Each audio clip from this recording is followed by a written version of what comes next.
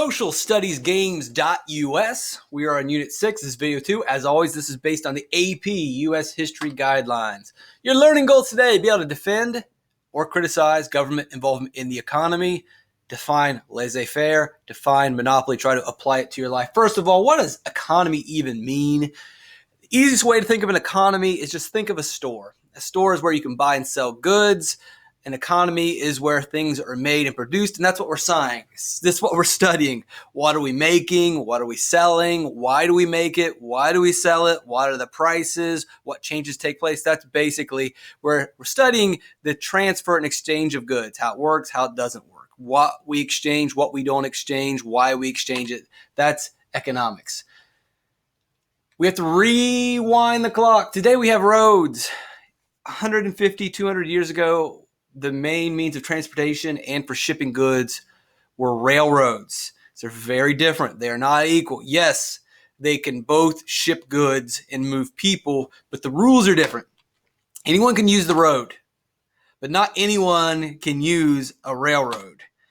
The government used your money to build roads, and so you can use the roads whenever you want. You can travel freely across the country, no questions asked. You can also ship goods to any part of the country. If your business is to make computers, you don't have to worry about how do I get my computers to the store? How do I get my computers to people so they can buy them? Just throw them in the back of your truck and drive them there, you goofball.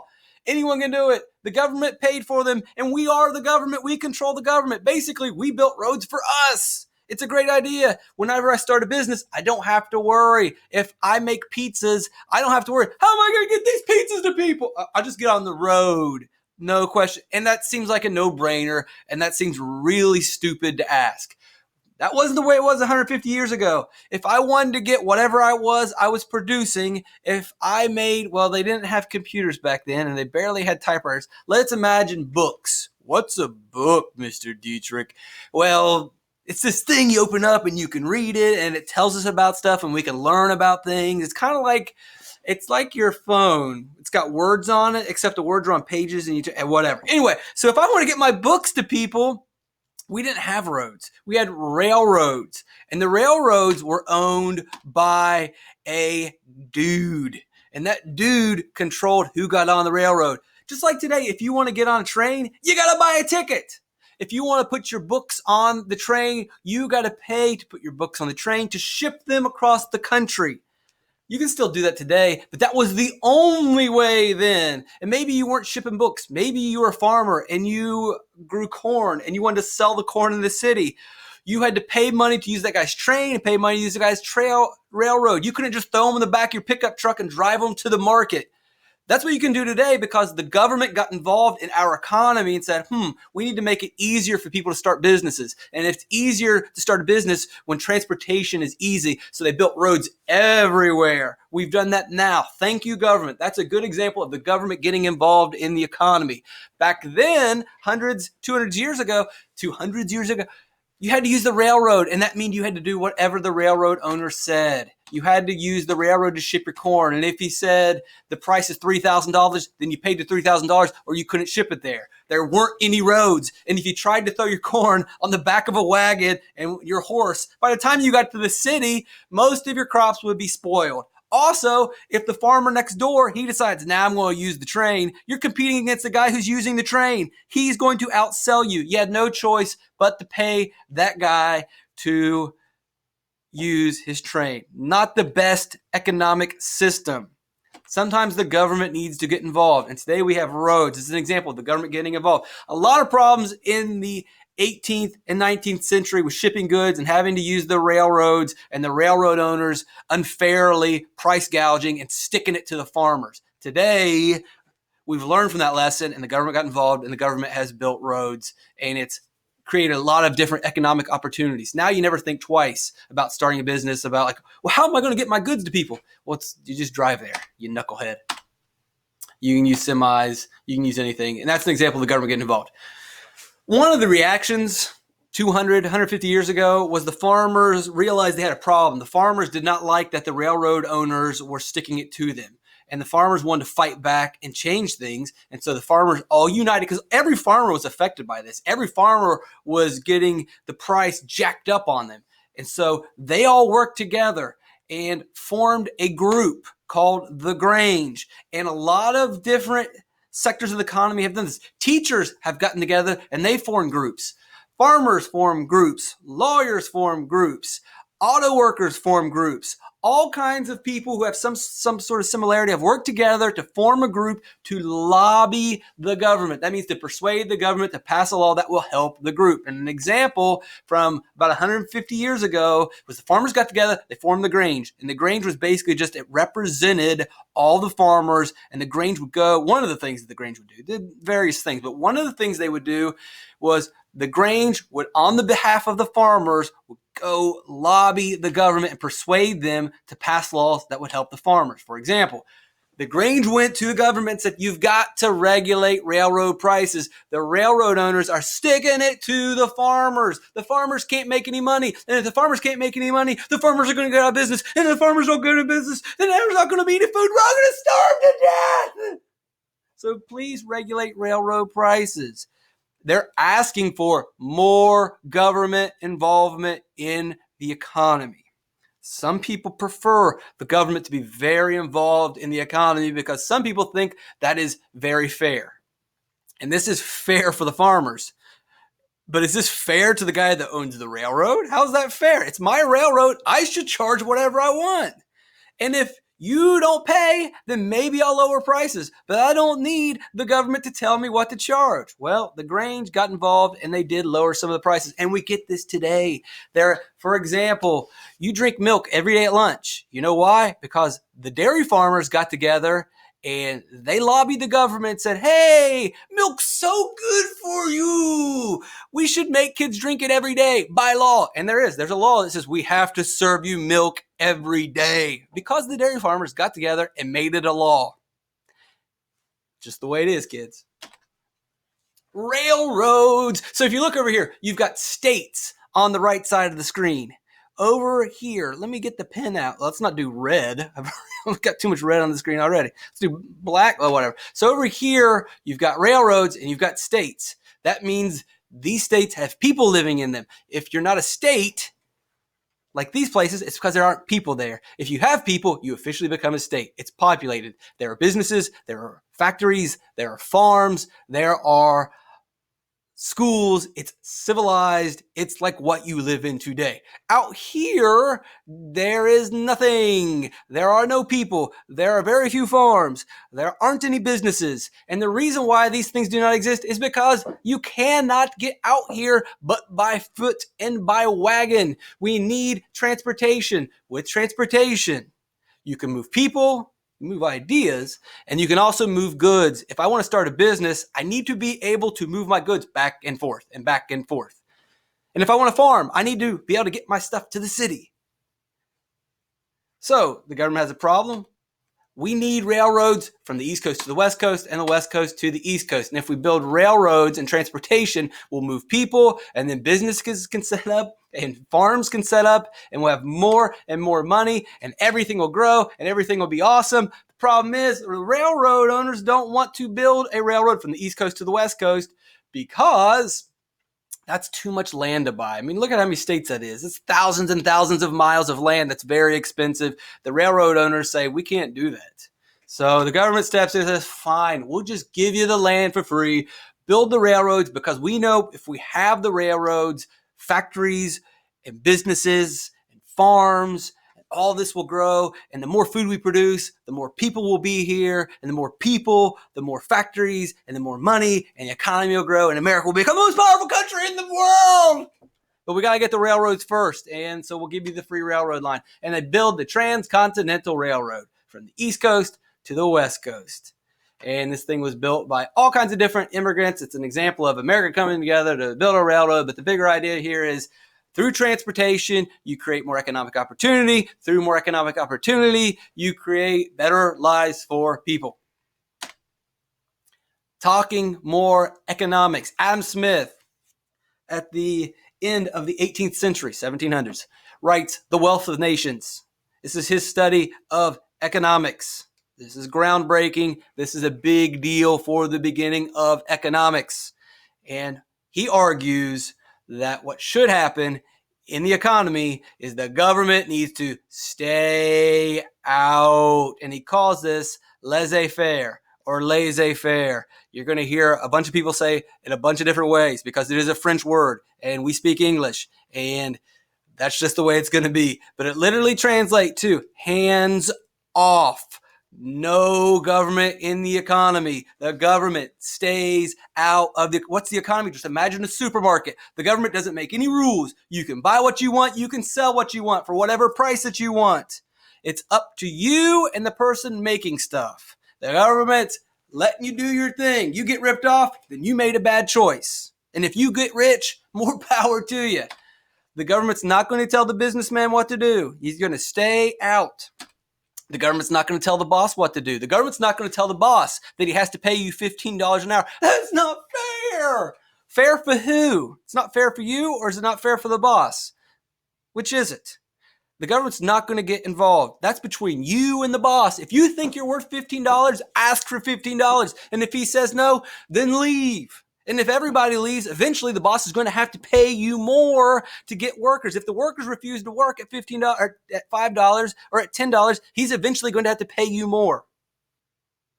That's the way it works. And maybe you're not worth $15. Maybe you're only worth $10. That's between you and the boss. The government doesn't know what you can do.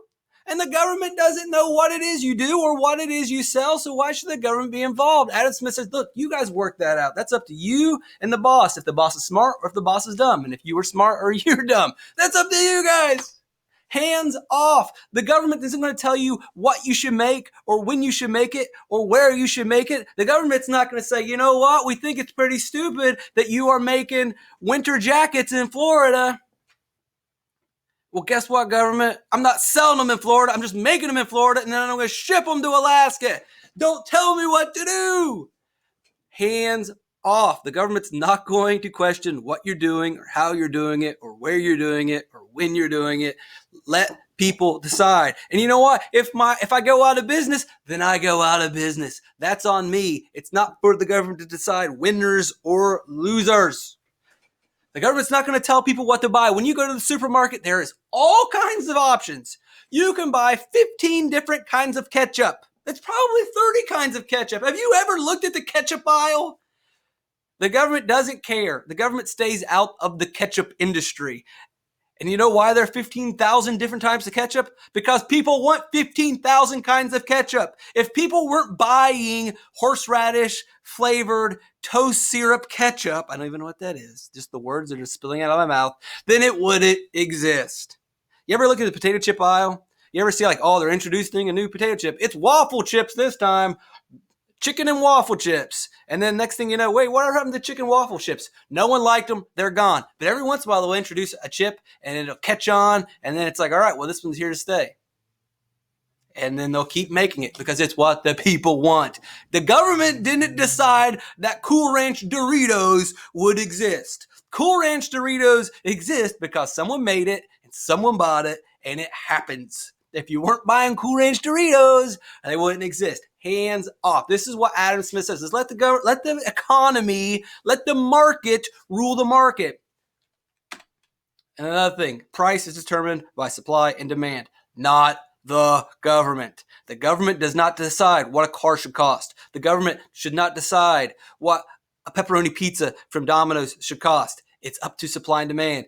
And furthermore, if you agree that the government should not decide what a pizza should cost, and if you'd agree that the government shouldn't decide what the price of a Lamborghini is, and if you decide that the government shouldn't tell you how much Yeezys should cost, like, well, I wish the government would make those cheaper. If they did, they wouldn't be so cool, and then you wouldn't like your Yeezys. Think about it.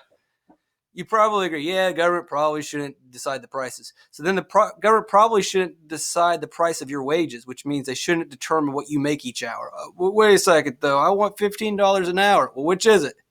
Do you want the government to regulate the cheeseburger prices too? Now let's argue the other side. So it clearly sounds like to me like, yeah, you know what? The government shouldn't be involved in the economy. Well, not so fast. So let's give you an example of the Panic of 1893. I'm not going to go completely into the details of the Panic of 1893, but I'll go into in-depth details in another video. But for this, let's just give you the basic gist of what happens here. So, as I explained to you earlier, 150 years ago, if you wanted to ship anything, you had to use the railroads. There weren't roads. You didn't have semi-trucks. You didn't even have automobiles yet. So if you wanted to ship something, you had to use the railroad. That means railroads are really important, and everyone's got to use them. So they're pretty valuable. Wouldn't it be cool to own some of the railroad? They're always making money. Why not buy some of that railroad and get rich? Right? It's like right now, if you owned a little bit of Facebook, everybody uses YouTube. Everybody's got to use YouTube. Boy, it would have been nice to own some of that YouTube. Same thing back then. Everybody had to use the railroad, so it would have been nice to own the railroad. Well, guess what? You too can buy some railroad. I'm selling railroad. And so these guys are investors, and they're like, all right, cool. We'll give you some money, and now we own a share of the railroad. They are partial owners of the railroad. So every time the railroad makes money, boom, money in their pocket. That's awesome. They are investing in a worthwhile business. That's good. Until the entire economy collapses because of the railroads. Again, I'll go into the Panic of 1893 and explain it in more detail, but the whole thing crashes. The railroads become worthless. So basically, it goes out of business, bankrupt. Boom. Railroad's not even running anymore. And I'll explain this kind of in detail in the next slide. This is called the Panic of 1893, and I'll go into more detail in an extra video. But all the railroads just shut down. All of a sudden, all the railroads shut down. They stop running. And cool, you own part of a railroad that doesn't sell tickets. You own part of a railroad, the train is completely parked. And eventually they just have to sell the train away because the guys that own the railroad are all in debt. And the whole thing just, boom. You have a piece of paper that says you own part of a railroad that no longer exists. So basically, you have nothing. The money is gone. The entire economy collapses. Bad news. It's kind of an argument for, well, maybe if the government was involved, they could have prevented all this. Maybe they could have prevented some of these bad investments, or maybe they could have put some safety measures in play so not just everyone loses everything and the entire economy collapses and all the banks go under. I mean, this thing is huge. It's much bigger than these guys losing investments. Imagine all the banks are gone, just suck all the money out of the economy, crashes the entire economy. Well, maybe the government should have kind of got involved there, right? You know, maybe we don't want to laissez completely hands off, because sometimes when you let the market do its thing, mistakes can be made. So to let you understand how this can happen, you're like, wait, how can all this just disappear? How can the railroads just become bankrupt? They were really successful. The railroads were good. Everyone had to use the railroads. You just told me there weren't roads. Everyone had to use railroads. Okay, well, imagine this. Today, you open a pizza place. Or, well, let's just say somebody opens a pizza place. Not you. They are the only pizza place in town. If you want pizza, you got to go there. They're probably making a lot of money. Then all of a sudden, someone else realizes, whoa, look at that guy. He's making a bunch of money on pizza. I'm opening a pizza place too. And still, you got two pizza places in town. They're competing against each other, but there's still plenty of hungry people in this town, so you're making plenty of money. Yeah, you're not making as much. He's not making as much as before, but they're still making money. There's plenty of pizza sales to go around. All right, well, a little bit less. We got guys competing each other. Now, all of a sudden, I used to charge $10 for a piece of pizza. Now I'm charging $9 because I got to compete with these guys because they lowered their prices. Still doing all right there. 3 pizza places, we good. Okay. All right, guys. We going to chill out with these pizzas. Okay. Oh, no. We no longer Gucci. Got a problem. All these pizza places are competing against each other. Now all of a sudden we got $5 hot and ready, and I'm not even making any money when I'm selling pizzas. And oh, what are we doing? You say that's crazy. No one in their right mind would be so stupid to open a bunch of pizza places in a town that could only really support maybe 3 or 4. Well, guess what, folks? It happens all the time. And that's exactly what happened with the railroads. There's a basic rule. When supply goes up, price goes down. When the supply of something, when something is no longer rare, it's in high supply, the value of it goes down. If you don't believe me, just flip it around. When the supply goes down, the price goes up. When something is rare, it's very expensive. When there was only one pizza place in town, the price was higher. Then when you had a bunch of different options, a bunch of different to choose from, all these pizza places fighting, the price of the pizza went down. Things that are rare, like gold, diamonds technically, Yeezys, something that is rare is valuable. If there's a lot of it, like Velcro shoes, you can get those for $5 at Walmart. When the supply of something is really high, the price goes down. I can give you tons of examples, and you know plenty of examples from your life of things that are in high supply or are not rare. Silly bands, they're probably worth a penny. Fidget spinners. Remember when those things first came out? They're like $5-10. Now they're everywhere, and you can get a fidget spinner for 25 cents. You get them out of the quarter machine in the grocery store. The supply went up, the price went down. Same thing happened with railroads. So this is good for consumers, right? If you were buying pizza, it's awesome. I can get pizza for almost nothing. But it's bad for the producer, the business owners, and the investors. Not Gucci. Stop saying that, you weirdo. Sorry. The pizza places are eventually all going to go out of business. Oh, we're dead. Kill them. Dead. Oh, no Pizza Hut. So they're all gone. Eventually, you're left with no pizza anymore. Well, the same thing happened with the railroad. So you got very few railroad routes. So this is not specific, but this is just to show you, well, I mean, kind of is. The next one you'll see is a real representation of all the railroads. So right here, what I want you to imagine is low supply of railroads. You don't have a lot of options railroad-wise. So low supply, that means high price. If I want to go to Sacramento, to Salt Lake, there's just one route. So whatever this guy charges me to go here, I got to pay it. I ain't got no options. If I want to go from Chicago to DC, there's just one route, and I got to pay whatever he's asking.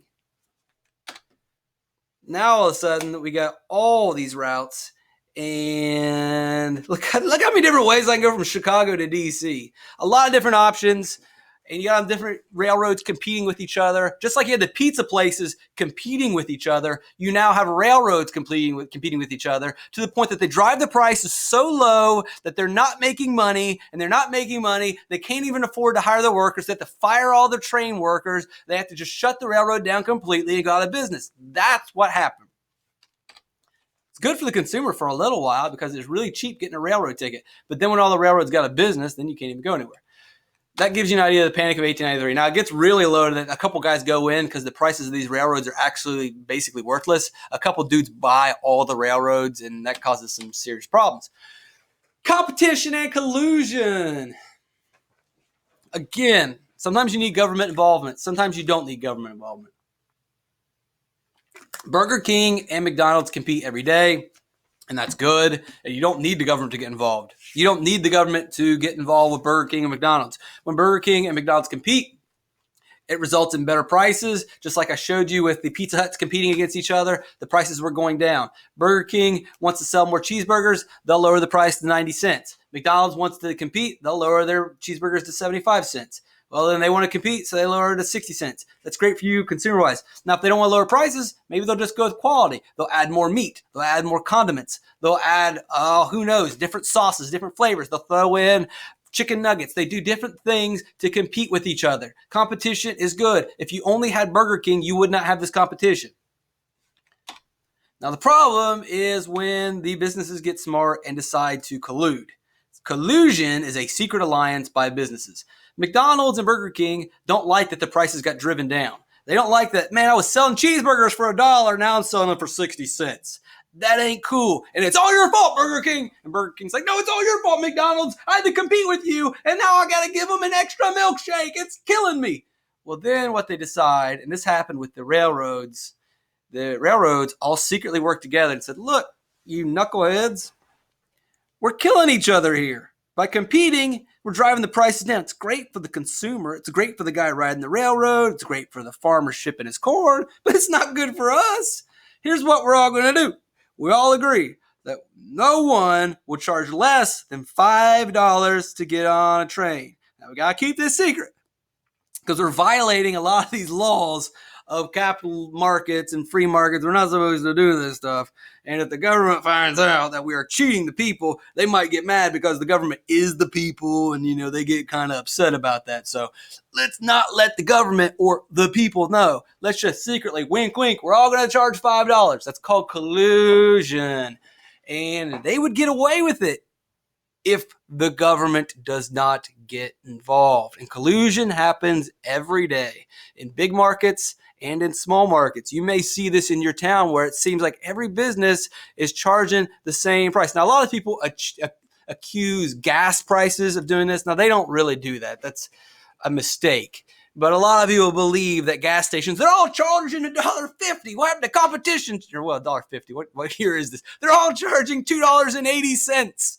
That's nonsense. Why doesn't one of the gas stations lower their prices and compete? This is collusion. They're all setting a price floor. And it doesn't really work that way with gas. It's a little more complicated. But that is an example of helping you understand where you can see, why are you all charging the same price for milk? I don't get it. That's collusion. And you need government involvement in the economy to prevent that type of collusion. So the question is, does laissez-faire work? Should the government be completely hands-off in the economy? Just like everything in social studies, the answer is never yes all the time, and it's never no all the time. And most of the time, there never is an answer. The answer is sometimes. Sometimes it works, and sometimes it does not. And that almost always is the answer in social studies. Sometimes, always. Give you an example of a monopoly, or we also call these a trust. This is when one business controls all of one product. A monopoly, like the board game. For example, in Monopoly, when you control all of one set of real estate, you get to jack the price up. A monopoly is when you control all of one product. So let's work our way to this understanding. So if you got Coca-Cola competing against Sprite, competing against Mountain Dew, these are not monopolies. These are different sodas competing against each other for you to purchase them. And in the end, you get all these prices are dropping because they're competing. Coca-Cola has to lower their price to sell. Sprite, Mountain Dew, Pepsi, they are competing. This is an example of multiple businesses competing against each other. A monopoly is going to be where there's just one business that controls all the soda. In this example, this is not a monopoly. We've got a bunch of different sodas competing against each other. And the result is we've lowered the prices. Or, like we talked about with McDonald's and Burger King, not only do they compete and lower prices, but they compete and add to quality. We get different options. Cactus Cooler can't afford to lower the prices. So what they say is, well, we'll give you extra caffeine for that extra kick. Or Pepsi says, we're going to use real sugar, not high fructose corn syrup. This is healthier for you. Thought sugar was bad. Don't do that. Don't you dare disparage sugar. Sugar's the best. Yay, sugar. So competition leads to better prices. It also leads to better quality. It's awesome. Well, what happens when you don't have a competition? You don't have sodas competing against each other for your consumption. You got one soda. Monopoly. A monopoly is one business controls all the products. So imagine that there's only one soda you can purchase, Coca-Cola. And if there's only one soda, there aren't any competition. So guess what? If they decide $1.25, that's what you pay. You know what? It's $1.50 now. What are you going to do? Don't buy it then. There are no other options. We control all the soda. All our bases belong to us. They could put poison in it and ain't nothing you can do about it. There's no competition.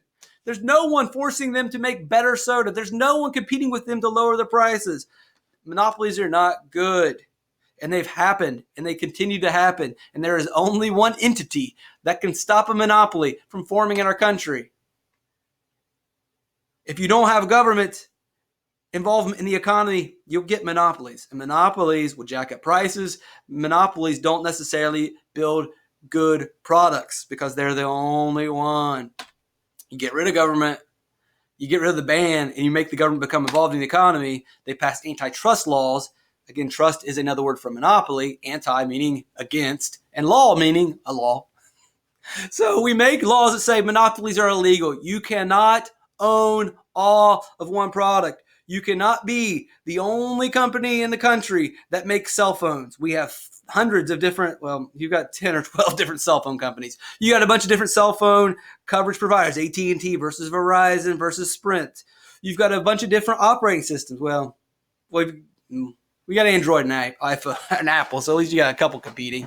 You got a bunch of different computers. You got a bunch of different cars. Imagine there was only one car. Well, then that one car company could decide what you were going to pay for, and they would only make one car. They wouldn't have to make a bunch of different cars. If I go to the car lot right now, I can buy cars, I can buy SUVs, I can buy different versions of SUVs, 5 different versions of trucks because of competition. And I get that because the government said monopolies are illegal. No one can own all of one product. So, defend or criticize government involvement in the economy. Hopefully, you'll have a good idea of how you can say, well, sometimes the government should get involved in the economy, and sometimes the government needs to stay out of the economy and let the people and the producers figure it out on their own. Laissez-faire literally means hands off. The government is not involved in the economy. And a monopoly is when one person owns all of one thing. You have not necessarily seen this, a full-blown monopoly in your life, but you've seen close to it, where one producer owns almost all of everything and they can control the market. They can control the price. We don't have a complete monopoly because the government is involved in the economy.